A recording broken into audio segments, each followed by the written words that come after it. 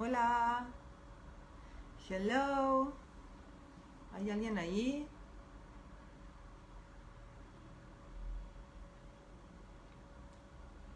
Hola, buenas noches. Feliz Bloomsday. Happy Bloomsday. Vamos a ver si se suma más gente. Y si no, corto esta grabación y vuelvo. Porque si no, cuando la subo queda mal. ¡Ay, viene más gente! Hola, buenas noches. Buenas noches. ¿Cómo están? Feliz Bloomsday para todos. Hola, Gabo, ¿sos vos? Me pareció verte. Veo muy chiquititos los emoticones. Hola, Alfredo. Hola, Coté, bienvenida. Hola, Mario. Hello, everybody. Happy Bloomsday to all of you. Hoy me busqué qué ponerme para parecerme a Joyce y lo único que encontré fue la boina. El sombrero, tengo sombreros, pero no son como el que usaba Joyce. Hola, Nora. Joyce usaba uno de ala redonda y los míos son como... Hola, Gabo, feliz Bloomsday. Los míos son como ovalados, entonces no era igual. Y tampoco tengo los lentes redonditos, que recién me doy cuenta que son parecidos a los que usaba John Lennon. Así que bueno, lo único que encontré es la boina. Y como además hace mucho frío, está inclemente Buenos Aires, hoy por lo menos, está muy bien la boina. ¿Cómo están? Yo estoy muy contenta, para variar, siempre. Desde que Joyce es una presencia en mi vida, que es hace bastante tiempo, me suele pasar que esté contenta. Pero hoy en especial, porque hoy es Bloomsday, es 16 de junio, fecha en la que transcurre toda la acción de Ulises. Probablemente la novela, la obra de Joyce más conocida, no tan así leída, y no sé, por ahí yo lo veo como muy sesgado desde la perspectiva literaria y desde la perspectiva del psicoanálisis, probablemente una de las novelas más famosas de la historia de la literatura, ¿no?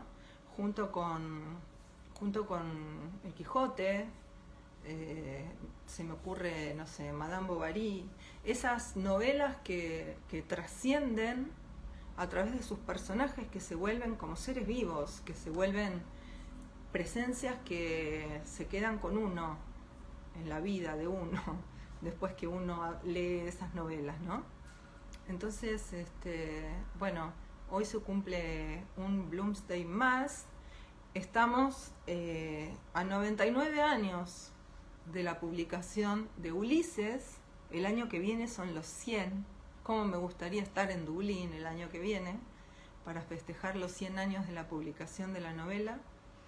Así que bueno, como les decía, muy contenta y muy contenta también de ver que los amigos que vienen, que se suman esta noche al festejo,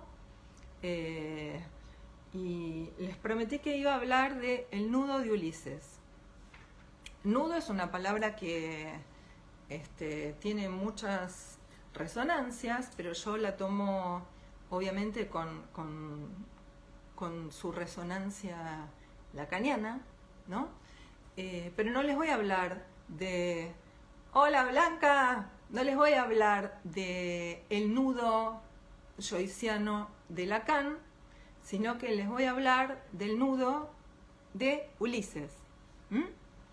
Que por supuesto es invención mía, no está verificado en ningún lado ni lo dice nadie. Lo inventé yo a partir de las lecturas que hice de Ulises.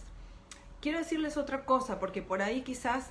Hola, Sil, quiero decirles, porque capaz que al final me olvide, porque preveía hacer un brindis para festejar, que cómo me gustaría que pudiera ser en persona. Ya la virtualidad me tiene mal por ser correcta, y una lady. Hola, Alicia. cómo me gustaría que fuera en persona esto, pero lo que le quería contar es por qué para mí es tan enorme lo que hizo Joyce con Ulises. ¿Por qué?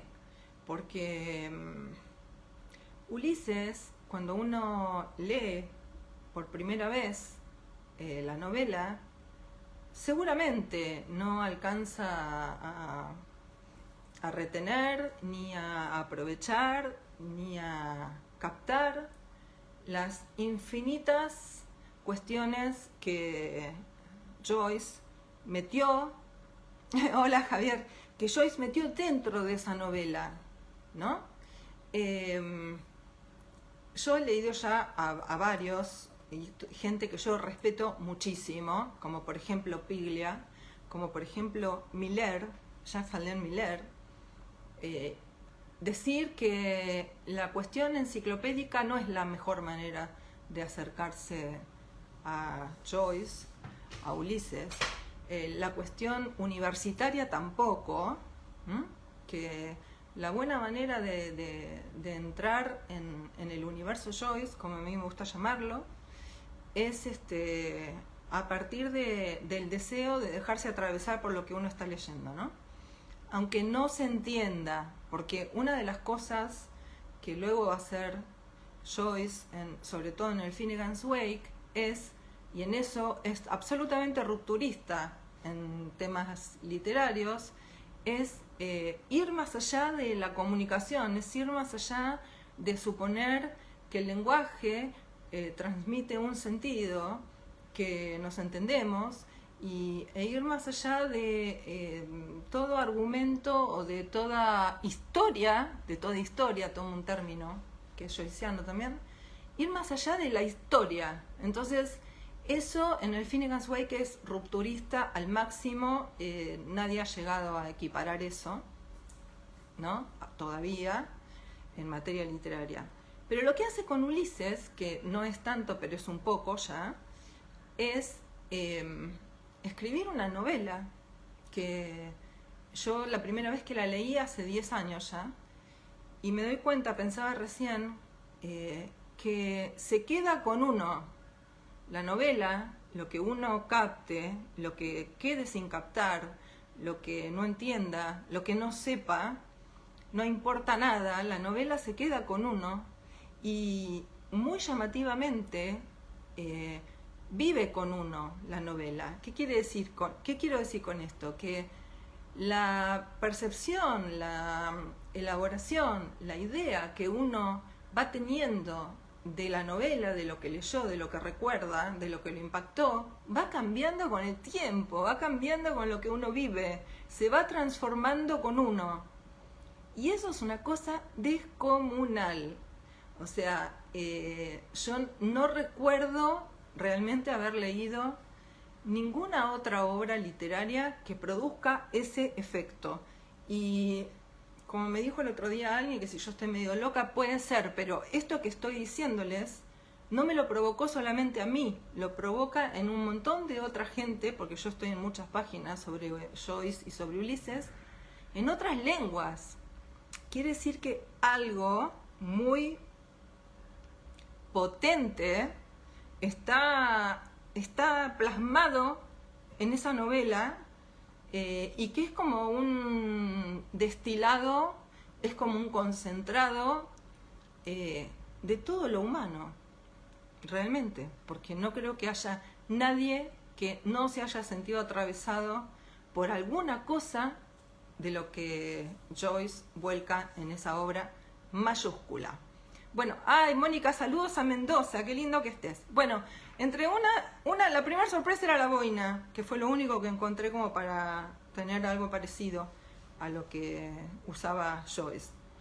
La segunda sorpresa es para tratar de transmitirles algo de esa loca alegría que descubrió Joyce, porque la fue descubriendo, no nació con eso, ¿sí? La fue descubriendo, es hacerles escuchar el tema que fue la inspiración para su Finnegan's Wake, que es una historia muy risueña y muy hermosa, de un tipo, un irlandés por supuesto, que nace como con cierta tendencia al alcoholismo y bueno, un día trastabilla, se cae, rueda por las escaleras, eh, el cráneo se mata. Entonces, es muy genial porque la canción es la descripción de todo esto, más la descripción del velatorio, y todo transcurre como si fuera poco menos que una fiesta, como un jolgorio, ¿no? Comen, toman, entonces empiezan como a caldearse los ánimos, hay como una especie de trifulca y vuela una botella de whisky por los aires, con la gran fortuna que va a parar arriba del cadáver, ¿no? Y el whisky que se vuelca sobre el cadáver lo revive. Así que, bueno, esa canción, que yo les voy a poner un poquito ahora para que vean qué linda que es la que inspira a Joyce para escribir su Finnegan's Wake. Allá va, un ratito, porque dura 3 minutos y por ahí nos dormimos todos mientras. Va, ¿eh? ¿Se escucha?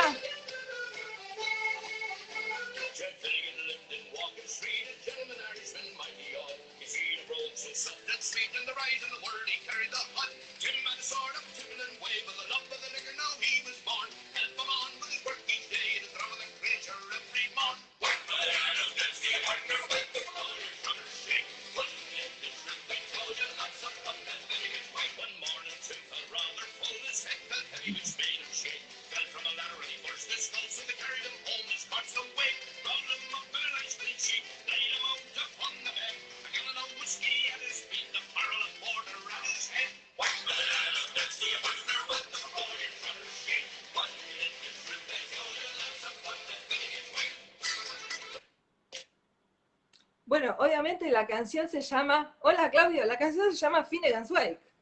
¿Mm? Finnegan's Wake. Está en YouTube, como muchísimas de las canciones que menciona Joyce en Ulises, ¿Mm? Están en YouTube. Yo subí muchas a mi blog, por si lo quieren buscar. ¿Mm? Son todas muy lindas, son todas canciones de la tradición musical irlandesa. Bueno, entonces vamos a Ulises, que está cumpliendo años hoy, en el día del Bloomsday. Yo les propongo esto. Ulises tiene como protagonistas principales a Leopold Bloom, a Stephen Dedalus y a Molly Bloom. Entonces, yo les propongo que pensemos a cada uno de esos personajes como planetas que orbitan, cada uno en su órbita, que ocasionalmente se rozan, se cruzan en esa órbita, pero que recién al final es como que logran, en cierta manera, juntarse de una forma muy peculiar. Entonces, bueno, vamos al planeta Stephen. Hola, Romina. Vamos al planeta Stephen. Les hice, esta es otra sorpresa, les hice unos PowerPoints. No, mentira, el PowerPoint no es lo mío, por suerte. Estos son mis PowerPoints. Espero que les gusten. Bueno, el planeta Stephen. ¿Qué encontramos en el planeta Stephen? Stephen participa de los 3 primeros capítulos como protagonista, junto con sus compañeros de estudio, el rector de la escuela donde da clases. ¿Y qué encontramos en él? Bueno, por supuesto, Stephen tiene la impronta todavía un poco chamuscada, hay que decirlo, de la ambición de ser artista. Entonces tenemos la cuestión del artista que vuelve degradada de Retrato del artista adolescente, donde el final es épico y el comienzo de Ulises es más bien cómico o degradado o casi absurdo, ¿no? Porque Stephen aparece transformado en un profesor de escuela secundaria, asalariado, que no tiene dónde vivir, que es sucio, Esto transcurre en junio y Stephen tomó su último baño en octubre, así que imagínense qué lindo el muchacho. Bueno, o sea que de aquella cosa épica, ¿no? De ser de ir a forjar la conciencia increada de su raza, vuelve un tipo con, digamos, con las alas rotas, de capa caída, que no sabe qué hacer con su vida más que ganar unos billetes dando clase a alumnos de secundaria. Por supuesto, Stephen es, en la estructura dramática de la novela, es el hijo. Es el hijo. Ustedes saben que la novela está atravesada por la problemática de la paternidad, que después cuando vayamos a lo de Leopold les voy a contar mejor. Entonces, en la estructura simbólica de la novela, Stephen es el hijo. Después les decía que del final épico de Retrato del artista adolescente, donde parece que se va a llevar el mundo por delante, ¿no? Donde invoca a Dédalo a la posible helenización de Irlanda para contrarrestar la incidencia británica, no británica, inglesa, en su cultura, en sus instituciones y en todo, la supuesta helenización. Bueno, ya tenemos que eso en Ulises es tomado a la chanza, a la mofa, ¿no? Cuando él habla con Buck Mulligan en los primeros capítulos, hacen referencia a la helenización de Irlanda, que por supuesto no va ni para atrás ni para adelante, ¿no? Y por otro lado, Stephen es como la encarnación de cantidad de saberes, ¿no? Que en la conversación con Mulligan son aludidos. Se habla de la formación jesuítica que recibió. El amigo le hace un comentario irónico donde dice que tiene inyectada la beta jesuítica pero a la inversa. Y es una frase que es bastante equívoca para delimitar de qué se trata, pero puede ser tanto como que, digamos, la máxima jesuítica es el hombre al servicio de los otros, y esto sería como al revés, según Buck Mulligan, como que Stephen vería poner al mundo y a todo lo que existe al servicio propio. Y bueno, lo de la helenización de Irlanda hace agua, ya que estamos en un capítulo, en uno de los capítulos donde terminan nadando en la bahía de Sandy Cove. Bueno, esos saberes que son evocados en los primeros capítulos van a ser absolutamente disueltos a lo largo de la trama de la novela, van a desaparecer por completo de la mano de Bloom y de su aparición rutilante. Porque Bloom no va a ser un tipo ligado a los saberes, para nada. Entonces, haciendo algo que es muy propio de la cinematografía moderna, lo que hace Joyce hace más de 100 años atrás es ir tejiendo como una especie de, ¿cómo se diría? Esto nunca me sale la palabra, no laberinto, sino como una especie de resorte concéntrico, donde empiezan a pasar casi en simultáneo las acciones referidas a Stephen, los primeros capítulos referidos a Bloom, ¿no? Entonces, en una especie de edición, nos va contando lo que va pasando a la misma hora a los distintos personajes. Incluso hay elementos de la trama que vuelven a aparecer, por ejemplo, una nube, por ejemplo, un papel, un folleto abollado que va por el Liffey, por el río que divide Dublín, y reaparece.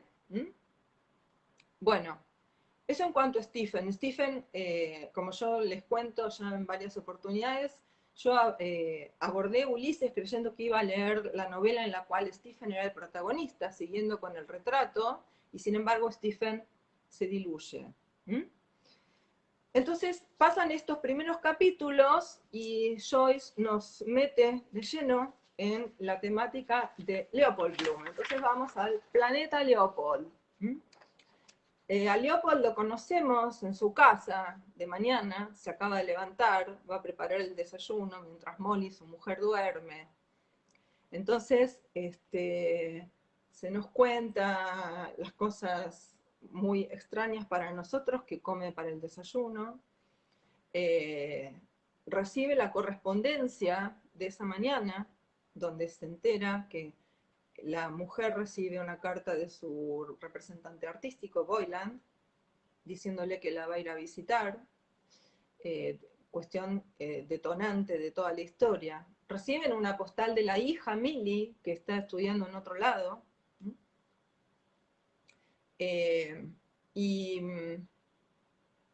lo que pasa con Leopold es, digamos, sus características básicas y que son absolutamente calculadas por Joyce, es que elige un personaje que es ecuménico, digamos, es el personaje menos segregativo de toda la novela probablemente, ¿no?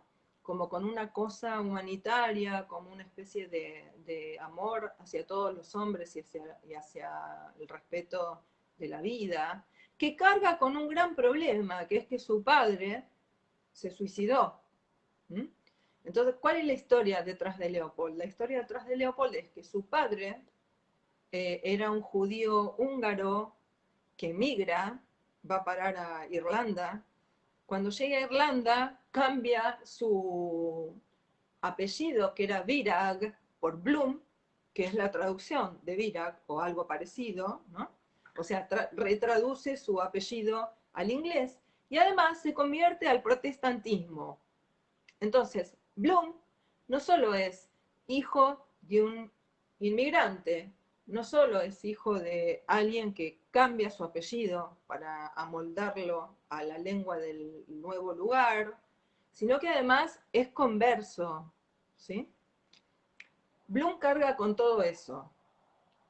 Y eso es lo que determina que este personaje tenga estas cualidades, ¿sí? Que es como dentro de todo lo poco agalmático, de lo poco atractivo que puede resultar como personaje literario, Leopold Bloom tiene este otro atractivo, que es un tipo humano, de sentimientos, eh, que le pasan cosas que no entiende.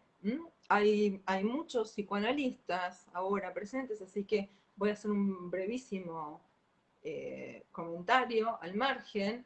Si pensamos que, por ejemplo, Stephen encarna los saberes, ¿sí? Podemos pensar que Stephen encarna el, el S2, podemos decir, ¿no? El significante que produce el saber.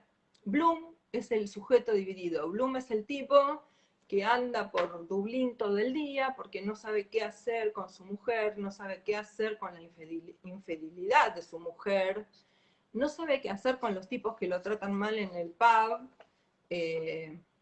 no, se las arregla como puede con su trabajo. Bueno, es alguien que está como en continua revisión, es alguien que está pensándose, es alguien que está haciendo como una introspección, una mirada interior hacia sí mismo, que es muy curioso.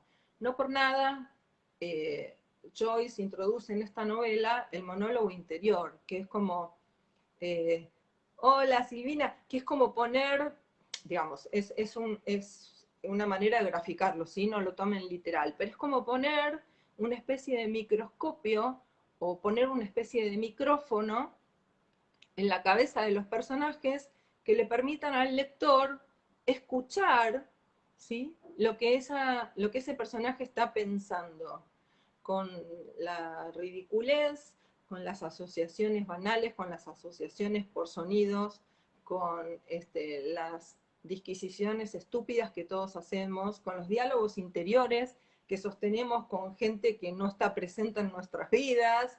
Todo eso lo vuelca Joyce en Ulises y empieza apenitas esbozado en Stephen y se ensancha con Leopold Bloom. Entonces tenemos a la vez las características humanas para resaltar en Bloom, la característica para nada superficial de que es un converso y que además es un outsider, pero que es un outsider de una manera peculiar, o sea, porque es como un extraterritorial, porque en un capítulo donde tiene una disputa en un pub con unos tipos que obviamente están pasados ya de alcohol y que lo maltratan porque lo, digamos, lo menosprecian por no ser irlandés, ¿no? Digamos. Lo que dice Bloom ahí es de tal profundidad que el lector se da cuenta que él es más irlandés o que se siente más irlandés que todos los que están ahí juntos, ¿no? Entonces es como un outsider, pero desde el punto de vista de la extraterritorialidad, como que está dentro y es de afuera, ¿sí? Pero está dentro, está ahí. Bueno, por último, tenemos a Molly, el planeta Molly, que si bien en los primeros capítulos donde aparece Bloom hay algunas cuestiones escatológicas que pudieron haber resultado chocantes, algunas son muy irónicas, muy graciosas, como que el tipo se lleva al retrete porque el baño no estaba dentro de la casa, estaba afuera, era como una especie de cubículo afuera, se lleva el diario del día, entonces mientras que está haciendo sus cosas, sentado, lee sobre un premio literario, ¿no? Y lee la obra premiada, y cuando termina, corta el periódico y se limpia con eso, ¿no? Todo un gesto, todo un símbolo que Joyce mete ahí.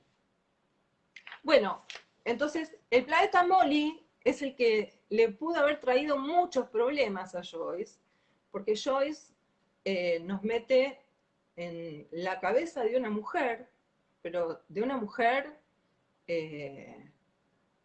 que habla o piensa de muchas cosas muy políticamente incorrectas, no solo para la época, sino para ser dichas por una mujer, ¿no? Sí, digamos, a mí me encanta hacer estas cosas, ¿no? Yo les dije ya una vez que estoy segurísima que Joyce leyó a Freud, que leyó por lo menos El chiste y su relación con el inconsciente, y Psicopatología en la vida cotidiana, y alguna que otra cosa seguro. Entonces, más o menos, mientras que Joyce escribía Ulises, Freud hablaba de sexualidad y hablaba de la incidencia de la represión, de la educación y del peso de la cultura en las mujeres, a tal punto que en los textos donde habla de sexualidad, siempre está como diciendo que, bueno, que en general se refiere a cosas que él aprendió de la clínica con hombres, porque las mujeres son mucho más reticentes a hablar de esas cosas. Y él lo adjudica al peso de la educación y de la represión excesiva con las mujeres. Bueno, ¿qué hace Joyce? Nos mete en la cabeza de una mujer que esa tarde es infiel al marido con su representante y que empieza a hacer un raconto de su vida amorosa, de su vida conyugal, de su vida sexual y de su relación con los afectos más profundos que tiene, porque habla constantemente de su marido, de Leopold, divaga por sus aventuras de soltera y divaga por su relación con Boylan, que le termina pareciendo un poco menos que un salvaje, un bruto. Habla de habla de algo que es determinante en la relación de ellos dos, de Molly y de Leopold, que los había distanciado. Y es que pierden al hijito varón a los 11 días de nacido. Este es un hilo conductor impresionante de la novela, porque es la paternidad, los hijos muertos, el duelo, el hijito que se llamaba como el abuelo suicidado y que muere, ¿no? Es toda una cosa lo que arma Joyce ahí respecto de la paternidad y de la muerte de este niñito, que es lo que introduce una distancia que llevaban años compartiendo Molly y Leopold, ¿no? Porque el nenito ese día, el 16 de junio de 1904, hubiera cumplido 11 años. Entonces, yo esto lo puse hace poco en mi blog, hay un tema con el número 11, hay un tema con el número 3 de la Trinidad, y por supuesto hay un tema con el número 8. Molly nació un 8, se casan en el 88. El día que se casan engendran a Millie, su primera hija. El 8 es el Día de la Virgen. El 8 es muy importante. Entonces, Molly la conocemos en los primeros capítulos, hablando con el marido, en la cama, acostada, y la vemos de vuelta recién en el último capítulo, que es el del monólogo de Molly, muy famoso, que consta de 8 oraciones también. También está acostada. Entonces, podemos decir, bueno, es el 8 acostado, que es el infinito, que es, podríamos pensarlo como un símbolo de lo femenino, ¿no? Entonces, ¿qué es Molly? Molly es la femineidad, pero expresada no a través de los códigos y de los ideales, sino a través del cuerpo. Molly habla de su cuerpo, habla de las cosas que le pasan al cuerpo. Menciona un montón de cosas, por ejemplo, de las que se ocupa Freud en el tabú de la virginidad. Es muy impresionante hacer estos hallazgos, ¿no? Entonces, claro, el monólogo final de Molly es un poco impactante, no me quiero imaginar lo que fue hace 100 años, ¿no? Entonces, bueno, es una mujer que encarna el erotismo, la sensualidad, la feminidad, también el amor, también el amor. Y también como hay debajo de Ulises la estructura de la Odisea, ¿no? Y ya el título de la novela remite a la Odisea de Homero, a ese viaje y a la mujer que lo espera, a Penélope, que lo espera durante 20 años. Molly también es la tierra, Molly también es Ítaca, Molly es Irlanda, Molly es muchas cosas, Molly es múltiple, es todo eso junto, ¿no? Es los ciclos de los cuerpos celestes, los ciclos de la naturaleza, así como están los ciclos femeninos, así como se habla del ciclo femenino y se habla de la menstruación, se habla de los ciclos de la naturaleza, ¿no? Y por ejemplo, en un capítulo se compara a la mujer con la luna, una parte que es muy hermosa, en el capítulo 17, creo. Entonces, bueno, teníamos estos 3 planetas que se van rozando de a poquito. ¿Cómo? ¿Dónde? Se van rozando en el entierro de Paddy Dickman, el tipo que muere y que muchos de los personajes de Ulises van al entierro esa mañana donde le está haciendo el desayuno a Molly. Se cruzan después con Stephen en la maternidad, mucho más tarde ese día, porque una de las ciudadanas, una de las dublinesas conocidas por muchos, acababa de dar a luz a un niño, entonces se encuentran en la maternidad. Se encuentran en un episodio de trifulca callejera, ya Stephen hecho una piltrafa, sin comer, pasado de alcohol, se pone a pelear con unos militares, me parece, y Bloom lo defiende y lo cobija, lo protege y lo lleva a su casa. Y ¿de qué otra manera se cruzan? Se cruza Molly en su monólogo hablando de Stephen, ¿no? Que en esto es una fantasía compartida por su marido también, de pensar que Stephen podía ser como una especie de hijo adoptivo, de alguien que viniera a ocupar el lugar vacío que había dejado el hijito muerto. Piensa que como es tan culto, ella lo admira mucho, Stephen. Sabía que era el padre que era el hijo de Simon, ¿no? Entonces dice que qué orgulloso debe estar de tener un hijo así, tan culto, tan inteligente, tan cultivado.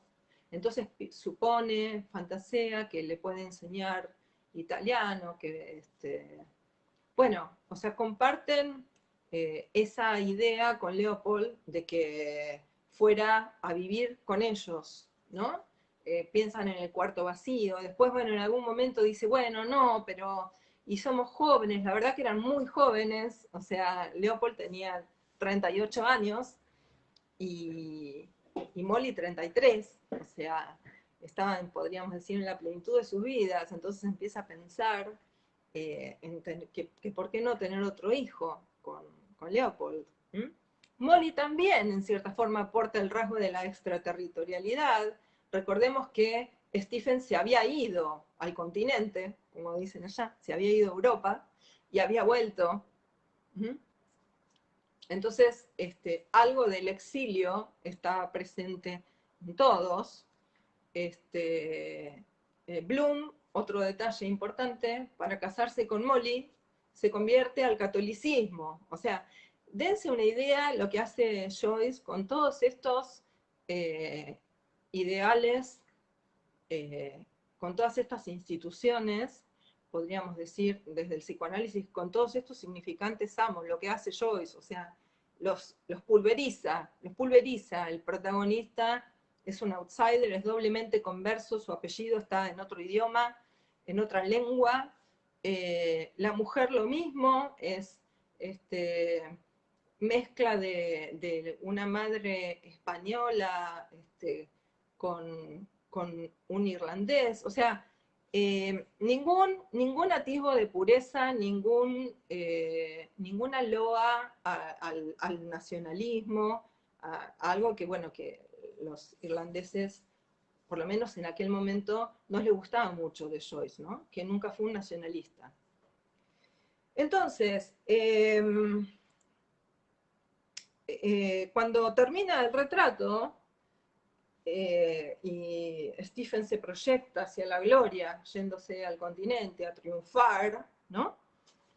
Le dice a su amigo, a Crowley, que las tres armas con las que va a manejarse en la vida, a partir del momento en que se autoexilia, son el exilio por un lado, el silencio y la astucia.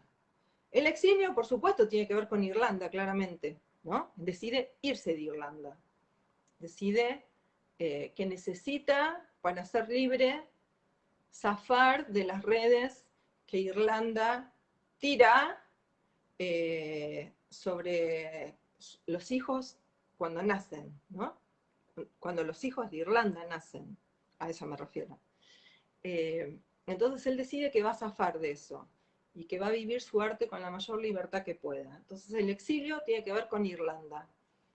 El silencio va a tener que ver con la lengua inglesa, con su resistencia a verse obligado a hablar en una lengua que él no siente como propia, que se siente en cierta manera hablado por esa lengua. Y esto lo incomoda mucho.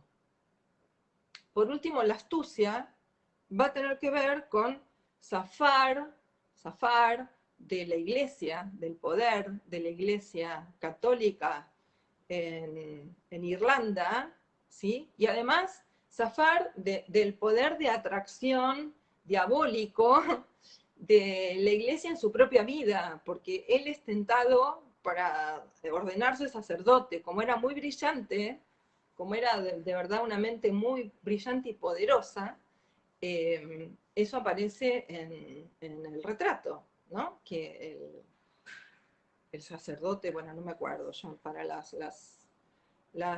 jerarquías eclesiásticas no soy buena, un sacerdote le dice que si él no ha pensado en ordenarse sacerdote.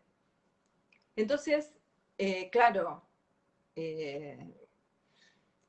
Stephen en la novela ya había conocido los placeres carnales, ya había estado con mujeres, y la verdad que la posibilidad de ordenarse sacerdote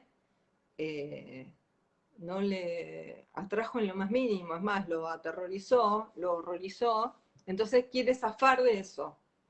Entonces, exilio, silencio, astucia. Bien, yo les decía que les proponía que nos planteáramos como a cada personaje como un planeta. ¿Y qué es lo que los une? Entonces, de ahí la propuesta del título para hoy. ¿Qué es lo que hace nudo en estos tres personajes? Les cuento que yo tenía un esquema hecho, pero que hoy lo cambié, porque como les decía, la novela trabaja en uno, ¿sí? La novela lo va cambiando a uno, lo va transformando, y se empiezan a escuchar cosas que antes no se habían escuchado, y se empiezan a subjetivar cuestiones que por ahí nos habían pasado por alto. Entonces, ¿cuál va a ser el punto en el que estas tres vidas literarias, pero no tanto, no tan literarias, se unan? ¿Mm? Bueno, mi propuesta es, bueno, antes de decírselos, les quiero contar, digamos, lo voy a tapar para que sea una sorpresa, que estos personajes comparten cosas. ¿Mm? O sea, pongámoslo así. Bloom y Molly comparten el duelo por el hijo muerto, ¿m?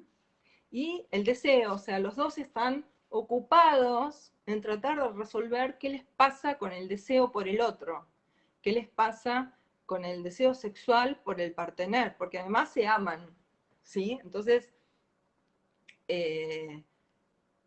quieren solucionarlo, quieren resolverlo, tienen como el deseo de volver a encontrarse. Entonces ellos comparten esto, cómo, digamos, podríamos decir, cómo salir del duelo por el hijo muerto y revitalizar el deseo que los une. Por otro lado, Leopold y Stephen comparten el tema de la paternidad, por supuesto, ¿no? El tema del juicio final, porque hay un capítulo en el que es un poco denso el capítulo donde Bloom atraviesa el juicio final, ¿no? Donde se lo juzga. Y bueno, y Stephen también estaba como, digamos, en cierta forma, tratando de zafar, y eso está en los primeros capítulos de Ulises, de lo que él llama ahí el peso de la historia, ¿no? Y dice que es una pesadilla de la que él trata de despertar. O sea, lejos de reivindicarla, lejos de revivirla o de enarbolar banderas referidas a la historia de Irlanda, para él eso es una pesadilla de la que quiere despertar. ¿Mm? Eso en relación al juicio. Y después la cuestión del nacimiento, porque como les conté, se encuentran en la maternidad donde una mujer de Dublín dio a luz. O sea, el misterio de la vida y de la muerte comparten, ¿no? Porque también está la ida al cementerio para el entierro de Paddy Dignam, perdón, y el tema de la muerte queda repicando en la cabeza de Bloom todo el día, y además el cementerio se vuelve un lugar absolutamente cargado de significaciones, porque en ese cementerio está enterrada la madre de Stephen, que murió hace poco, está enterrado Rudy, el hijo de Bloom, que murió hace muchos años, pero que todavía sigue siendo un dolor vivo y acuciante en su vida. Está el padre de Stephen que va al entierro. O sea, comparten esto, podríamos decir, el misterio de la vida y de la muerte, ¿no?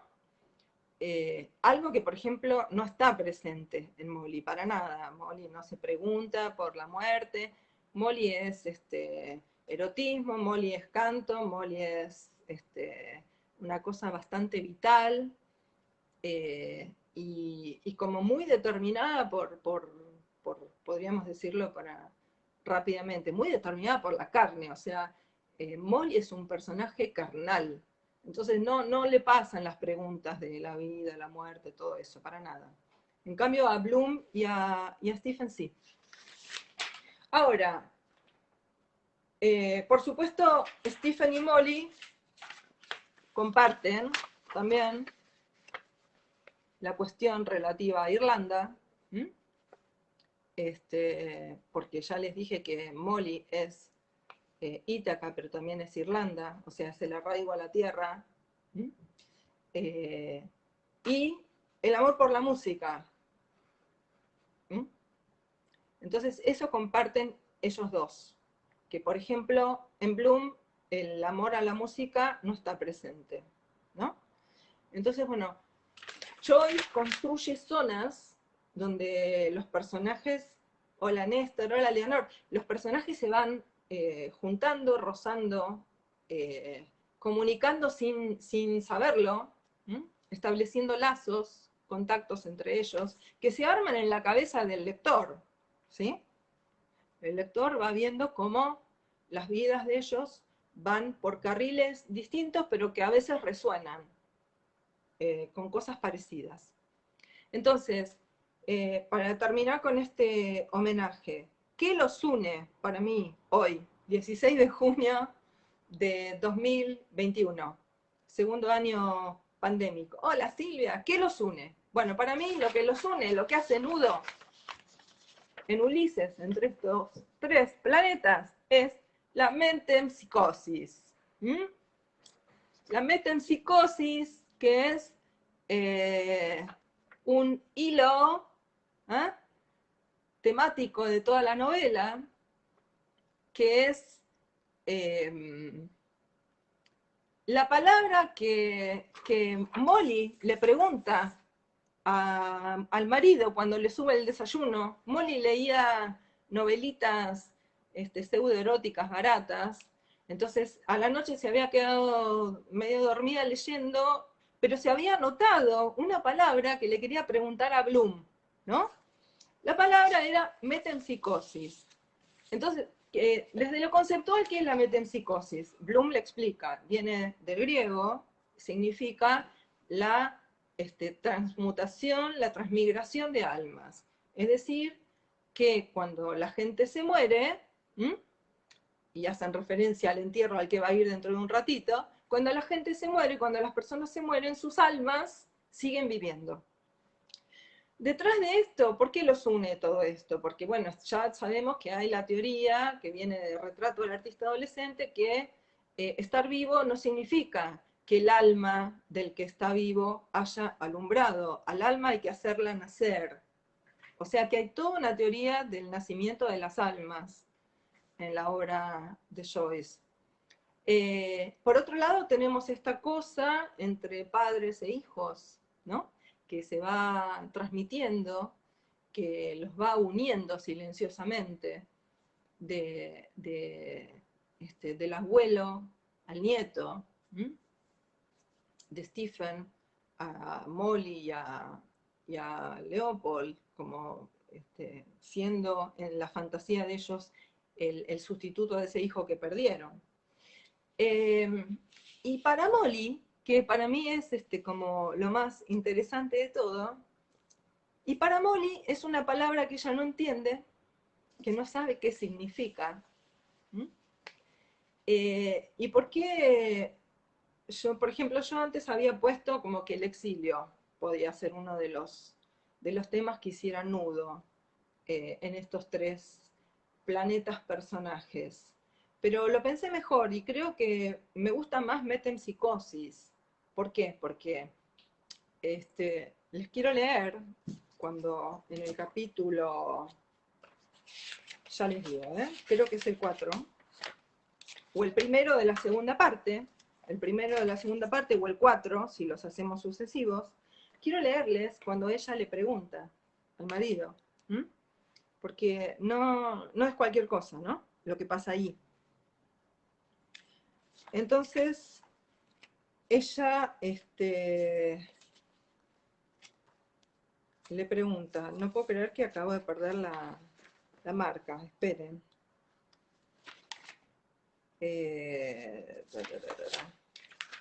Acá está. Bueno, ella le dice, le pide que busque el libro que se le cayó de la cama, ¿no?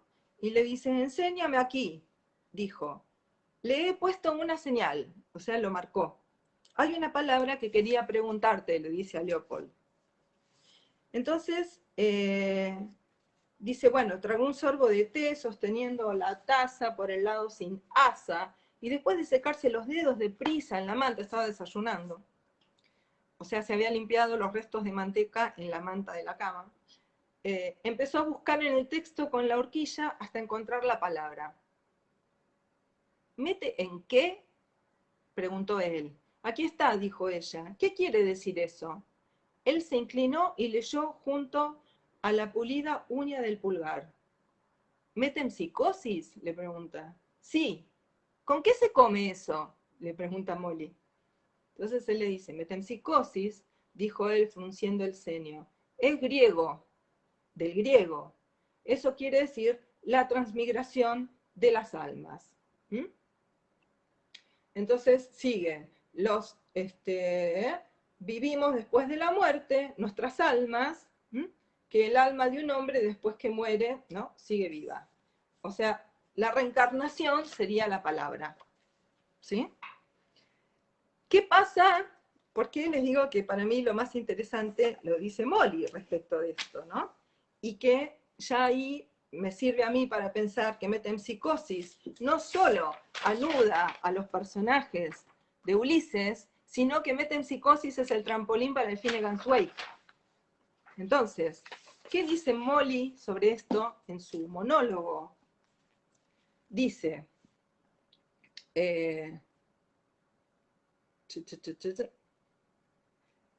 y esa palabra mete no sé qué con cosas. Y esa palabra mete no sé qué con cosas. Y él salió con algún trabalengua sobre la encarnación. Nunca puede explicar una cosa por las buenas de modo que una pueda entender luego. Va y quema el fondo de la sartén y todo por su riñón, etcétera, etcétera. Quiere decir que el meten qué cosas y eso con qué se come, después se transforma en mete no sé qué con cosas, que es como escuchar, meten psicosis, ¿no? Es no ir por el sentido, no ir por la explicación de las almas que se reencarnan, sino escuchar el sonido de la palabra, ¿no? Y en inglés, dice así, met him what? Met him what? He asked. Here, she said. What does that mean? Y le dice, metempsychosis. Y le dice, bueno, es transmigration of souls, ¿no? Y al final es muy genial, por eso les digo, es el metempsicosis que más me gusta. Es el más joyciano de todos, el de Molly. Al final, que se corresponde con lo que yo les leí recién, y esa palabra mete no sé qué con cosas, en inglés dice, and that word met something with horses, que significa, traducido literalmente, encontró algo con mangueras. Bueno, es genial, o sea, eso es un chiste, ¿se entiende? Que cuando Joyce escribe en inglés, met something with horses, es un chiste. O sea, la metempsicosis y la reencarnación de las almas y la vida después de la muerte se reduce a algo con mangueras. ¿Se entiende? Bueno, Eso es muy joyceano, muy joyceano. Y yo creo, como siempre que hablo de Joyce, creo que más o menos termino diciendo lo mismo, que es como el gran legado de Joyce para la humanidad, que es ese metempsicosis, meten no sé qué cosas, o met something with horses, es su propia salida de su propio laberinto, es su propia salida de su propia historia como pesadilla.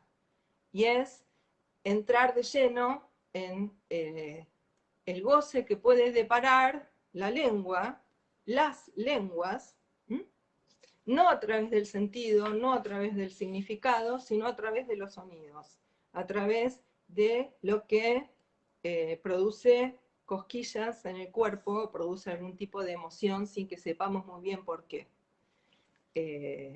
Bueno, esta fue mi manera de festejar el Bloomsday.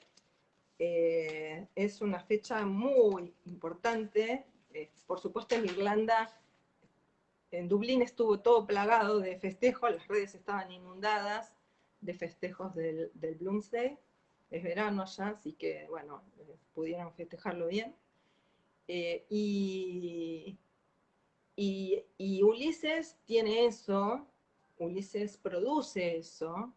Yo entiendo, desde una lectura un poco menos complejizada, quizás, entiendo quizás la reticencia a meterse con Ulises, porque ya les digo, abordarlo desde lo universitario de querer saber todo de lo que habla Joyce es una estupidez mayúscula. Para mí no tiene ningún asidero. Pero meterse con Ulises de la otra manera, de la buena manera, es un camino que no tiene retorno. Porque leer Ulises cambia la vida.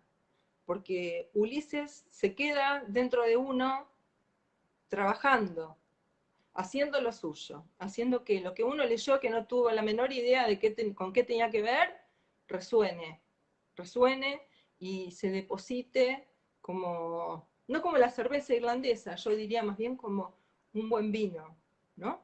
Es como si la novela añejara adentro de uno y fuera cambiando el sabor, el color y los sonidos que lo que uno leyó y quizás no terminó de entender van produciendo. ¿Mm? Bueno, feliz Bloomsday para todos. Estoy muy feliz porque son un montón, son un montón. Les agradezco tanto a todos que se hayan sentido convocados a festejar esta fecha conmigo. Ojalá pueda transmitirles un poquito de lo emocionante y de lo conmovedor que es encontrarse con Joyce y con su obra, porque además, como en muy pocos escritores, la obra de Joyce es la vida de Joyce. Entonces, estamos viendo también su propia transmutación cuando lo leemos. Estamos viendo lo que hizo el tipo con su propia vida, con toda esa educación megalómana que recibió, con toda esa educación atravesada por los valores de la Iglesia Católica, con las marcas de su historia familiar, que, bueno, como toda la familia, qué sé yo, o sea, habrá habido historias mejores, peores, todo depende de cómo las marcas se inscriban en cada uno, ¿no?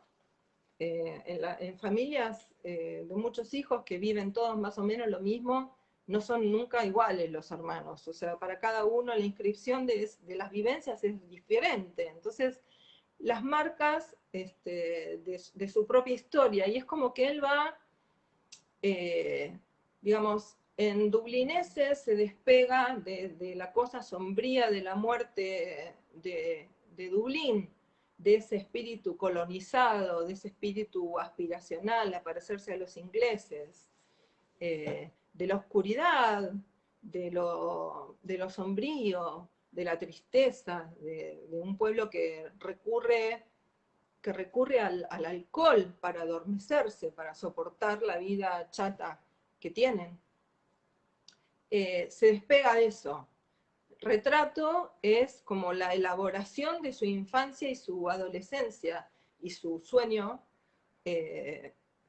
Yo diría que en algún punto realizado, ¿no? Y después les digo por qué, pero no de la manera que él esperaba, ese sueño de grandeza, de convertirse en el hacedor de su nación, en el forjador de la conciencia de su raza. Todo eso se diluye porque la raza no importa, porque su país no importa, porque su lengua no importa, y viene Ulises, que es la transmutación de un tipo que es puro intelecto, que es puro pensamiento racional, en uno que es un sujeto dividido, que se piensa todo el tiempo, que no sabe qué demonios hacer con él, ni con su mujer, ni con su vida, y que trata de resolverlo, pero alguien afectado, profundamente afectado por lo que le pasa, y termina, eh, digamos, muy lacanianamente, digo yo, con la relación de este tipo dividido con el objeto que encarna su voz, que es Molly, ¿no? Entonces, vemos la transmutación, ¿no? El cambio de discurso, podríamos decir. Y que con todo lo antihéroe que es Bloom, con todo lo banal que puede parecer, es un tipo moderno, es como vive el 95% de la población del mundo, con una vida chiquita, tratando de sobrellevarla, tratando de resolver sus desavenencias emocionales, afectivas y sexuales. Bueno, enorme. Y como si eso fuera poco, porque todavía estamos en el terreno del sentido, si queremos, en Ulises, y estamos dentro del terreno de la lengua inglesa, Finnegan's Wake ya es nada que ver con eso. No importa el sentido, no importa comunicar nada, no importa la lengua inglesa. Entonces, el tipo funde lenguas, funde palabras, y por algo Beckett dice, bueno, no llama la atención que la gente diga que el Finnegan's Wake no se puede leer, porque no es para leer, es para escuchar, ¿no? Es para escuchar, porque son los sonidos ronroneantes y bla de la lengua, es eso, son los sonidos, son las recurrencias, las consonancias, las asociaciones lingüísticas. Entonces, ¿por qué digo que quizás el sueño que parecía roto del artista adolescente termina cumpliéndose? Porque Joyce, con su propia transmutación, con lo que va haciendo con su obra, logra, en cierta forma, parir una nueva Irlanda, ¿sí? Parir una nueva Dublín, y, digamos, parir a su propio padre, ¿no? Porque su apellido no es ya un apellido entre otros, es el tipo que revolucionó la literatura universal en el siglo pasado y que todavía no han llegado a opacarlo. Entonces, capaz que sin proponérselo o pensando que lo había abandonado, ese sueño, terminó cumpliéndolo, que eso es muy maravilloso, ¿no? No sé, cuando dejó de proponérselo, le salió. Eso es muy lindo, es muy hermoso para aprender de eso. Nada, bueno, una vez más saben que me apasiona Joyce. Como escritora no puedo creer lo que hizo. Entrar en el universo Joyce es descubrir fuegos artificiales, es en cierta forma experimentar que no hay discurso, que no hay institución, que no hay instancia exterior que pueda delimitar del todo cómo cada uno goza de la lengua. ¿Mm? Y que él pudo ir más allá de eso. Él pudo ir más allá de todas sus delimitaciones y de todos sus mandatos y de todas sus marcas traumáticas, o no tanto. Entonces, me parece que eso es lo que es oro puro en Joyce. Creo que eso es también lo que descubre con sorpresa y con una alegría, supongo yo, descomunal, lo que descubre Lacan. ¿Mm? Entonces, yo me atrevería a decir que tenemos a Freud, ¿Mm? Tenemos a Lacan, pero Lacan en su última conceptualización no es sin Joyce, o sea que en el medio tenemos que meter a Joyce.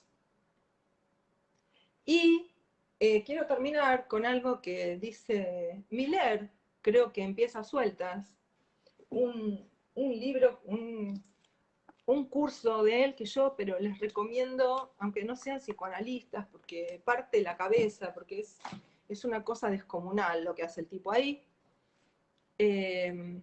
Dice algo muy jugado, pero me parece que es como para dejarlo resonando y dejarlo macerando dentro de uno, ¿no? Él dice, el Finnegan's Wake es para Joyce, lo que el seminario El Symptom fue para Lacan. Bueno, ahí hay mucho para pensar, ¿no? Ahí hay mucho para pensar. Yo por lo pronto, para no profundizar demasiado, hoy lo que puedo decir es que hay algo sin retorno, entonces hay algo que transforma radicalmente la relación al sentido, a la significación, al goce y a la lengua de Lacan en ese seminario, que fue lo que hizo Joyce en el Finnegan's Wake. Entonces, feliz Bloomsday para todos.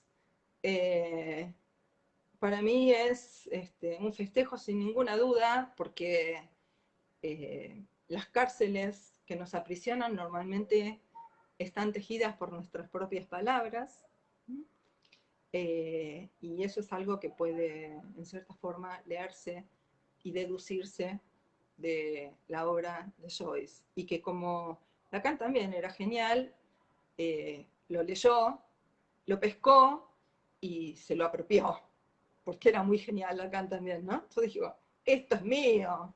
Y dijo, bueno, esto que nos ofrece Joyce, lo quiero para el psicoanálisis. Lo quiero para el psicoanálisis porque nos está dando el secreto de cómo hacer para sufrir menos. No, dejar de sufrir sería como un poco ambicioso, pero sufrir menos, sufrir mucho menos, ¿no? Mucho menos.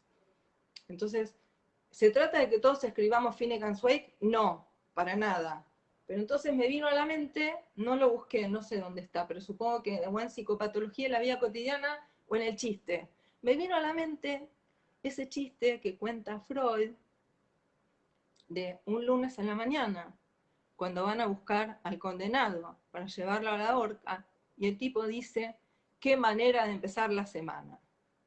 Bueno, esa magia, ese cambio en la metabolización del goce, o pongámosle del sufrimiento para no hablar de goce, o de las satisfacciones paradojales, ese cambio, esa transmutación, ese metabolismo en contra de, eso lo puede producir la lengua. Y eso lo escribió Joyce. Así que bueno, buenas noches para todos, infinitas gracias, son un montón, hoy no lo puedo creer, estoy muy feliz y muy agradecida, espero que les haya gustado mucho, y lean a Joyce, y bueno, nada, es posible que en unos meses el curso que di sobre su incidencia en la literatura de dos grandes de la Argentina como Borges y Piglia lo vuelva a dar, así que si les interesa estén atentos. Besos para todos, Happy Bloomsday para todos, feliz Bloomsday para todos, y nos estamos viendo pronto. Que estén muy bien. Hasta la próxima.